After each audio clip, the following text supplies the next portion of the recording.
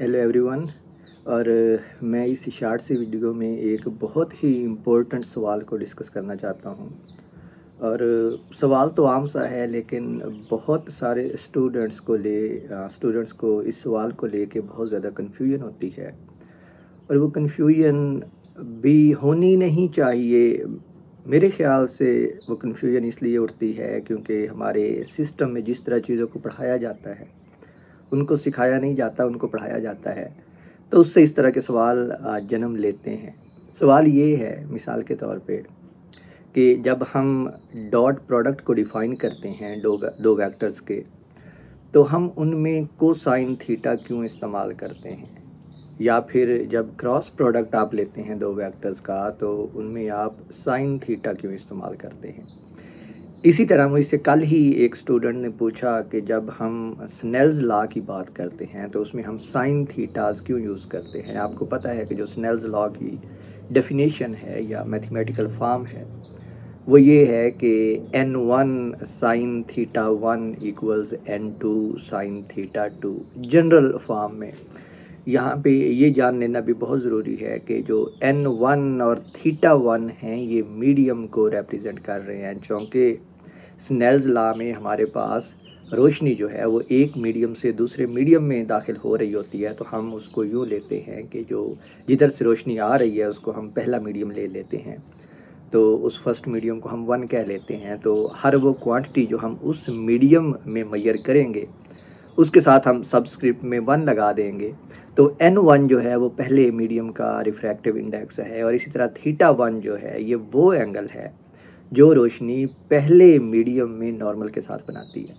और इसी तरह n2 जो है वो दूसरे मीडियम का रिफ्रैक्टिव इंडेक्स हो जाएगा, वो मीडियम जिसमें रोशनी दाखिल होती है। और थीटा 2 जो है वो एंगल होगा जो रोशनी दूसरे मीडियम में मौजूद नॉर्मल के साथ बनाती है। तो इस तरह के सवालात हैं। तो मैंने अभी कहा कि ये सवालात उठने नहीं चाहिए। These are not important question. और मैं आपको दिखाता हूँ, मे बी इम्पोर्टेंट इनको बना दिया गया है हमारे सिस्टम में, जिस तरह हमारे सिस्टम में इन चीज़ों को पढ़ाया जाता है। तो let's look at these questions के इस तरह के क्वेश्चंस हमारे पास आते क्यों हैं। मिसाल के तौर पे पहले स्नेल्स लॉ को ही लेते हैं, इसको एक्सप्लेन करना ज़्यादा आसान है। और फिर मैं कोसाइन और साइन थीटा के यूज़ के ऊपर जाता हूँ जो हम डॉट और क्रॉस प्रोडक्ट में करते हैं। तो स्नेल्स लॉ का सवाल जो मुझसे स्टूडेंट ने किया वो यूँ था कि इसमें हम कोसाइन थीटा क्यों यूज़ नहीं करते। तो बात ये है कि आपको सिर्फ ये पढ़ाया जाता है कि स्नेल्स लॉ की ये फॉर्म है। अब ये फॉर्म कहाँ से आई है, आपको पहला सवाल तो ये करना चाहिए। तो आप देखेंगे कि आपको एक पूरे प्रोसेस से गुजरना पड़ता है ये मैथमेटिकल फॉर्म लाने के लिए। एक पूरी डेरिवेशन है जो आपको करनी पड़ती है। आप वो डेरिवेशन दो तरीक़ों से कर सकते हैं। एक ये कि आप रोशनी को रे की तरह ट्रीट करें, जिसमें रोशनी स्ट्रेट लाइन में चलती है, जो जनरली आई बिलीव कि रे ऑप्टिक्स कहलाती है। और दूसरा, आप रोशनी को वेव्स की फॉर्म में भी कंसीडर करके ये फार्मूला प्रूव कर सकते हैं हाइजेंस प्रिंसिपल्स से, जो आपने एटलीस्ट बेसिक हाइजेन प्रिंसिपल क्या है वो पढ़ा हुआ है अपनी कॉलेज की फिज़िक्स में। तो इधर से ये फार्मूला आता है। अब फ़र्ज़ करें कि आपने ये डेरिवेशन स्किप कर दी है। मुझे याद पड़ता है कि डेरिवेशन खैर जो आपको ऑप्टिक्स का कोर्स पढ़ाया जाता है बीएस के पहले साल में या दूसरे साल में, जो बेसिक कोर्सेज हैं उसमें तो ये डेरिवेशन करवाई जाती है। मुझे याद है मैंने खुद करवाई थी जब मैं बीएस को पढ़ा रहा था। लेकिन अगर आपको ये डेरिवेशन नहीं करवाई गई, तो अब ज़रा सिंपली आप जो स्नेल्स लॉ है उसको अपने माइंड में लेके आएँ और देखें कि वो जब हम ये डिफ़ाइन करते हैं चीज़ें, n1 क्या है, थीटा 1 क्या है, ये सारी चीज़ें तो इनको हम डिफ़ाइन कैसे करते हैं, आपको इधर से जवाब मिल जाता है। जो n1 है मिसाल के तौर पे, वो इम्पोर्टेंट नहीं है, but let's go with the process. तो जो n1 है ये पहले मीडियम का रिफ्रैक्टिव इंडेक्स है। इसी तरह जो थीटा 1 है ये पहले मीडियम में जो रोशनी की शुआ है वो ये एंगल बनाती है अमूद के साथ, या नॉर्मल जिसको आप कहते हैं। वो नॉर्मल जो है, नॉर्मल जब आप बात करते हैं तो इट्स आल्सो रिलेटिव। आपको ये बताना पड़ता है कि ये नॉर्मल जो हम बात कर रहे हैं ये किस चीज़ के लिहाज से है।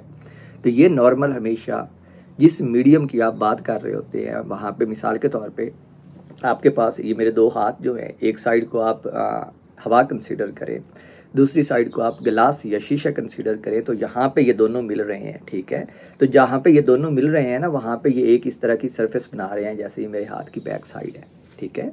तो कोई ना कोई सरफेस बनती है हमारे पास जहाँ पे दो मीडियम मिलते हैं, ठीक है। तो ये नॉर्मल जो है ये इस सरफेस के ऊपर नॉर्मल है। इसका मतलब है कि जो मेरे हाथ की जो ये बैक साइड है, जो मैंने कहा कि सरफेस बनती है, इसके ऊपर परपेंडिकुलर नॉर्मल जो है, परपेंडिकुलर लाइन जो है वो नॉर्मल है। तो ये वो नॉर्मल है जिसके साथ रोशनी की शुआ जो है वो एंगल बनाती है, जिसको आप θ1 कहते हैं। और फिर इसी तरह चूंकि ये लाइन है नॉर्मल एक, तो ये ऑफकोर्स नीचे की तरफ भी जाएगी मेरे हाथ से, तो ये दूसरे मीडियम में भी कुछ ना कुछ जाएगी, नॉर्मल दूसरे मीडियम में भी जाएगी, और वहाँ पे भी आप एंगल डिफाइन करते हैं। तो ये जो एंगल आप डिफाइन करते हैं ये आपकी चॉइस है, ये आपकी फ्रीडम है। यानी आपने एंगल किस चीज़ के साथ मैयर करना है, यहाँ पे जो हमने नॉर्मल के साथ मैयर किया है, ये हमारी फ्रीडम थी, प्योरली हमारी फ्रीडम थी। अब चूंकि ये हमारी फ्रीडम है, यानी इसको हमने अपनी मर्जी से चूज़ किया है कि मैं अपना एंगल जो है वो नॉर्मल के साथ मैयर करूँगा, लेकिन ये फ्रीडम जो है ये नेचर के अंदर मौजूद नहीं है। नेचर के अंदर सिंपली ये रूल मौजूद है कि रोशनी जब भी किसी एक मीडियम से दूसरे मीडियम में जाएगी तो वो नॉर्मल की तरफ या नॉर्मल से अवे बेंड होगी। This is what nature is, ये वो चीज़ है जो नेचर करती है। अब मैंने एंगल कैसे मैयर करना है, इस नेचर इस पे हमें ना कुछ कहती है और ना इसका कोई असर होना चाहिए रिजल्ट का। मतलब कि मैं नॉर्मल के साथ एंगल मैयर करता हूँ या किसी भी और बला के साथ, इससे मेरे फाइनल नतीजे के ऊपर कोई फ़र्क नहीं पड़ना चाहिए।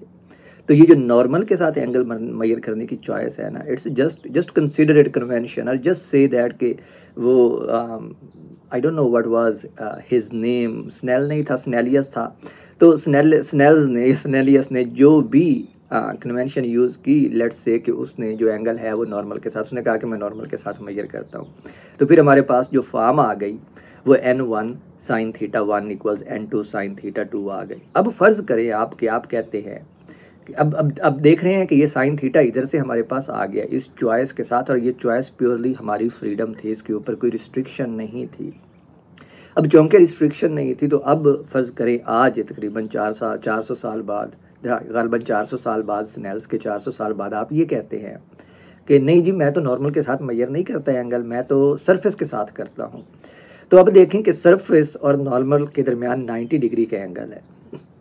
तो अगर नॉर्मल के साथ आपकी जो रोशनी की रे है वो 50 डिग्री एंगल बना रही थी, तो इसका मतलब है कि सरफेस के साथ जितना भी 90 में से आपको 50 को माइनस करें, जितना भी बाकी बचेगा वो एंगल रोशनी की शुआ जो है वो सरफेस के साथ बनाएगी।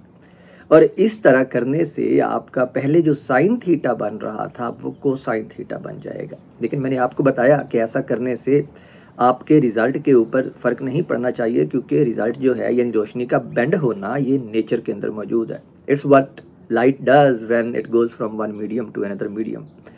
तो अब देखें कि जो साइन 50 है, अगर मैं उसको रिप्लेस करूं सरफेस के साथ एंगल मेजर करके, तो वो बनेगा कोसाइन 40। ये आप करके देख लें, ड्राइव करके देख लें, इतना ज़रूर आपको करना चाहिए अगर आपके माइंड में ये सवाल है। तो जो साइन 50 था वो कोसाइन 40 में बदल जाएगा, और हमारे पास जो स्नेल्स लॉ की फॉर्म बन जाएगी n1 cosine θ1 equals n2 cosine θ2।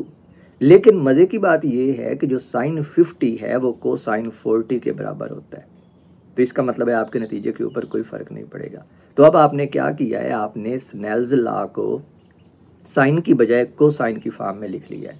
और इसलिए आपने शायद मैट्रिक की ट्रिग्नोमेट्री में पढ़ा होगा या 9th क्लास की, के साइन और कोसाइन जो है ना ये कॉम्प्लीमेंट्री एंगल्स हैं, ये एक तरह के एंगल है। और बल्कि आपको फार्मूला याद भी होगा कि आप π/2 में थीटा ऐड करें या सब्ट्रैक्ट करें तो वो कोसाइन में बदल जाता है। यानी आप साइन ऑफ π/2 प्लस थीटा करें तो वो कोसाइन थीटा में बदल जाएगा विद अ पॉजिटिव और नेगेटिव साइन, जो हमें क्वाड्रेंट्स का ख्याल रखना पड़ता है।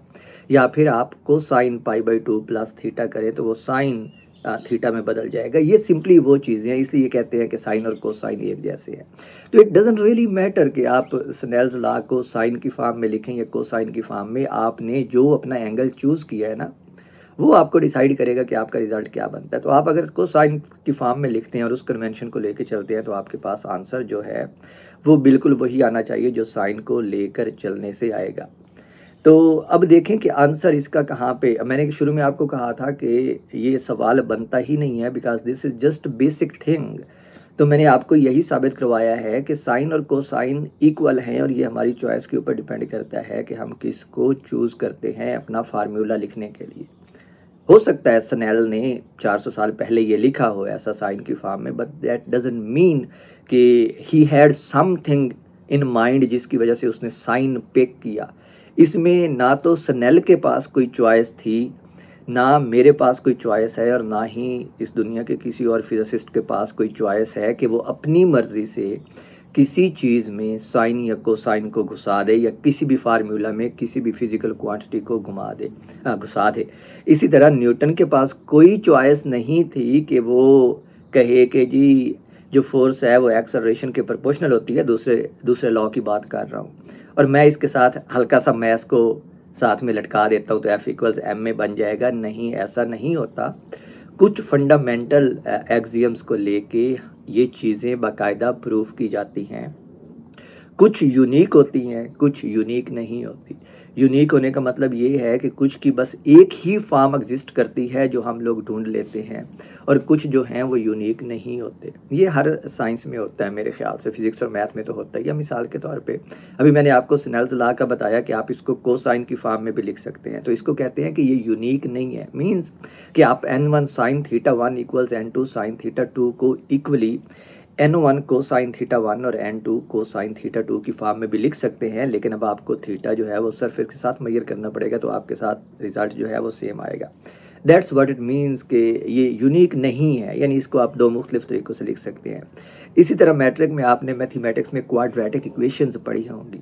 आप देखते थे कि जितनी भी क्वाड्रेटिक इक्वेशंस आप मैट्रिक में आपने सॉल्व की थी उन सब के तब भी और अब भी दो सॉल्यूशंस आते थे, यानी दो सॉल्यूशंस ऐसे आते थे, दो नंबर आपके पास ऐसे आते थे जिनको आप इक्वेशन में अगर सब्स्टिट्यूट करें वापस तो वो इक्वेशन की left hand side right hand side के बराबर आती थी। तो चूंकि दो ऐसे मुख्तलिफ नंबर आ गए हैं हमारे पास तो इसको हम कहते हैं फिजिक्स की जुबान में कि ये सोल्यूशन यूनिक नहीं है। लेकिन अगर आप दो की बात करें तो दो यूनिक हैं, यानी दो से ज़्यादा एग्जिस्ट नहीं कर सकते। लेकिन अगर आप प्योरली यूनिकनेस की बात करें तो यूनिक का मतलब होता है कि सिर्फ और सिर्फ एक सोल्यूशन एग्जिस्ट करना चाहिए किसी चीज़ का, या एक फॉर्म एग्जिस्ट करनी चाहिए। ठीक है, तो इस तरह आप इन चीज़ों को लिख सकते हैं। तो मैंने अगेन इसको फाइनलाइज कर दूं कि स्टार्ट में जो कहा था कि it depends on our choice, और ये सवाल बनते नहीं हैं जिनको स्टूडेंट्स को पूछना चाहिए बिकॉज उनको इस चीज़ें फिगर आउट करनी चाहिए। लेकिन मसला ये है कि हमारे यहाँ जिस तरह इन चीज़ों को पढ़ाया जाता है ना टीचर एक्सप्लेन करते हैं। एक्सप्लेन क्या करें, to be honest most teacher को तो पता भी नहीं होता, वो बस टीचर बन गए हैं तो अपनी वो रोज़ी रोटी का वसीला चला रहे हैं। किसी ने बैठ के सोचना नहीं होता कि हमने स्टूडेंट्स को पढ़ाना कैसे है या कल जाके हमने लेक्चर कैसे डिलीवर करना है, जो कि बहुत अफसोस की बात है। लेकिन अब क्या करें, इस सिस्टम का हिस्सा है हम भी। तो चलें, ये तो पहली बात हो गई स्नेल्स लॉ के ऊपर। मैंने कहा था कि मैं एड्रेस करूँगा डॉट प्रोडक्ट और क्रॉस प्रोडक्ट को भी। तो देखें, डॉट प्रोडक्ट और क्रॉस प्रोडक्ट भी ऐसी ही चीज़ों का नतीजा है। हिस्टोरिकली डॉट और क्रॉस प्रोडक्ट कैसे, यानी ये वेक्टर एनालिसिस कैसे डेवलप हुआ, ये तकरीबन आज से 200 साल पहले की बात है। 200 साल तो नहीं, 150 साल कर लें, 1870-80 की, जिसमें स्लोली ये डेवलप हो रहे थे। इनकी बाकायदा हिस्ट्री है।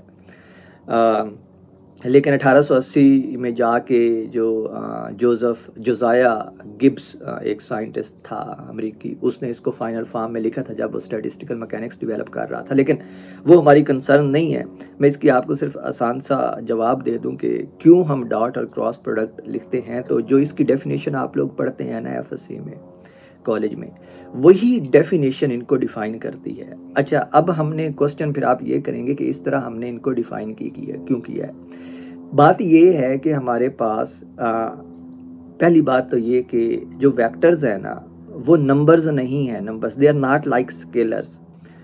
तो यहाँ से आपको कम से कम एक हिंट तो ये मिलना चाहिए कि जो रूल्स नंबर्स या स्केलर्स फॉलो करते हैं लाजमी नहीं है कि वेक्टर्स भी वो फॉलो करें। कर सकते हैं, उसमें कोई हर्ज नहीं है, लेकिन लाजमी नहीं है कि वेक्टर्स भी वही रूल्स फॉलो करें जो नंबर्स या स्केलर्स करते हैं। ये पहली बात हो गई।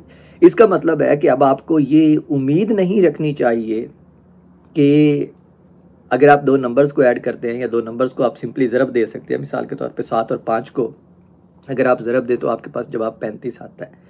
तो आपको ये उम्मीद नहीं रखनी चाहिए कि मैं दो वेक्टर्स को जिनकी मैग्नीट्यूड 7 और 5 हो विद सम डायरेक्शन उनको भी मल्टीप्लाई करूं तो मेरे पास जवाब 35 आए। ये आपको उम्मीद नहीं रखनी चाहिए पहले, क्योंकि ये सिंपल हम जानते हैं, they are not like numbers. Okay, और इसकी एक मिसाल आप देखते भी हैं जब आप कॉलेज में ही पढ़ते हैं कि जो वेक्टर्स हैं वो कम्यूटेटिव लॉ फॉलो नहीं करते, जिसका मतलब है कि अगर आप उनका तरतीब चेंज कर देते हैं मल्टीप्लाई करने की तो उनकी जो डायरेक्शन है वो मुख्तलिफ हो जाती है, दोनों लेफ्ट और राइट हैंड साइड की। तो वो कम्यूटेटिव लॉ फॉलो नहीं करते। That is the first sign के vectors are not like numbers, और ये लाजिम नहीं है उनके ऊपर कि वो वही रूल फॉलो करें जो नंबर्स फॉलो करते हैं। जो आप नंबर्स की जमा तफरीक और तकसीम और ये सारी चीज़ें पढ़ते हैं, और चलें इसी में अब तकसीम का मैंने नाम आ गया तो आपको ये भी बताता चलूँ, and this is also the reason why we don't have a division of a vector by another vector.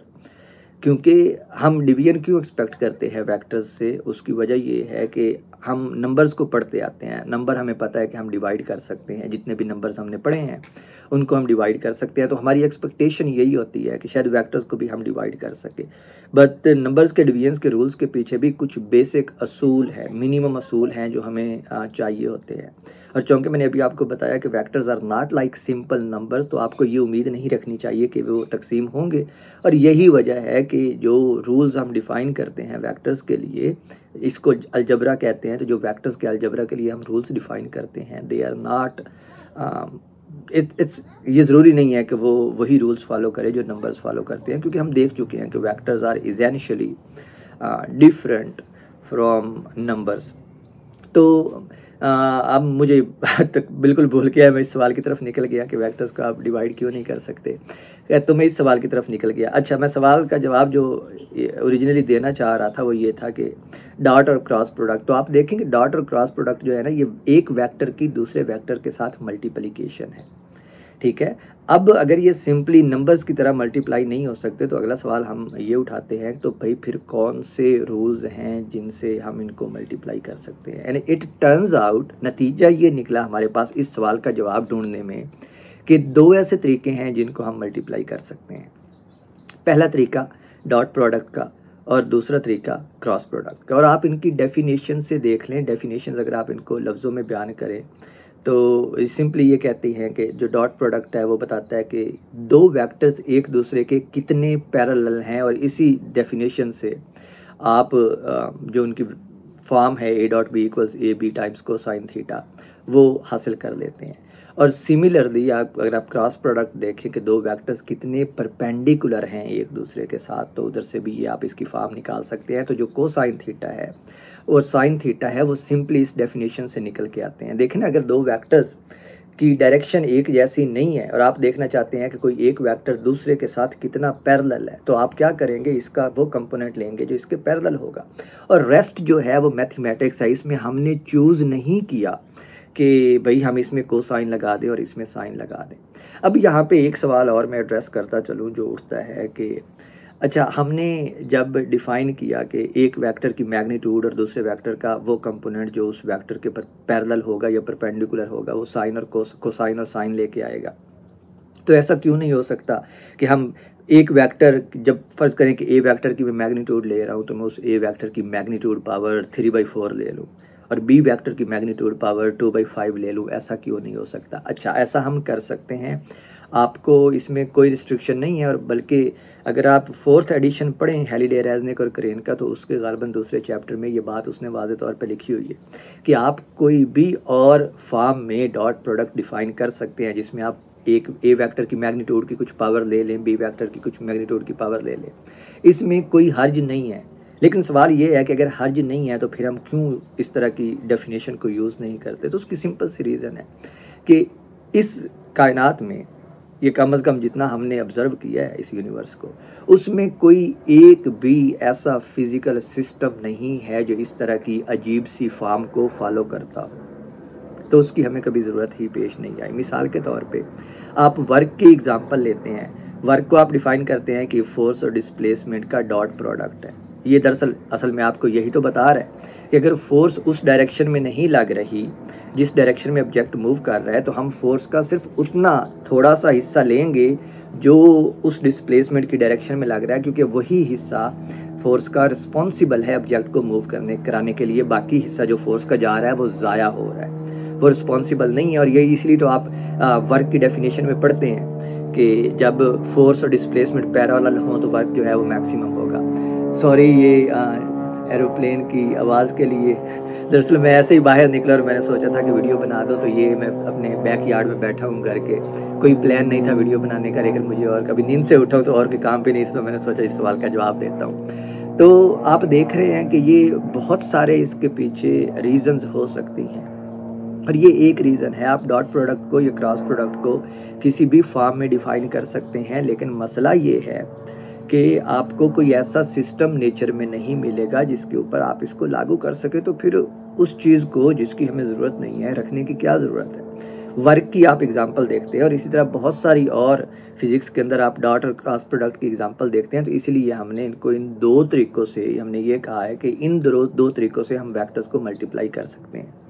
कोई और तरीका भी हो सकता है, हाँ, कोई भी अजीबोगरीब सा प्रोडक्ट इनका डिफाइन कर सकते हैं, लेकिन सवाल ये है कि किस यूज़ के लिए, क्योंकि हमारी नेचर में ऐसा कोई सिस्टम ही नहीं है जिसके ऊपर हम उसको लागू कर सकें। तो ये इस सवाल का जवाब देता है कि साइन और कोसाइन क्यों आते हैं, या जिस तरह हम डॉट प्रोडक्ट को डिफ़ाइन करते हैं या क्रॉस प्रोडक्ट को डिफ़ाइन करते हैं, इस तरह ही क्यों करते हैं। तो ये चंद वजूहात हैं इनके पीछे कि साइन और कोसाइन जो हैं, they are just trigonometric functions, they are mathematical entities. और जब भी आप फिज़िक्स के अंदर फार्मूलाज ड्राइव करने लगते हैं फिज़िकल क्वांटिटीज़ के दरमियान रिलेशनशिप के लिए, तो ये मैथमेटिक्स उसके अंदर आती है। आप मैथमेटिक्स के ऊपर सवाल नहीं उठा सकते कि जी ये कोसाइन क्यों आया है या साइन क्यों आया है। जिस चीज़ के ऊपर आप सवाल उठा सकते हैं वो बेसिक अजम्पशंस हैं जिनको लेके आपने कोई फार्मूला ड्राइव किया होता है।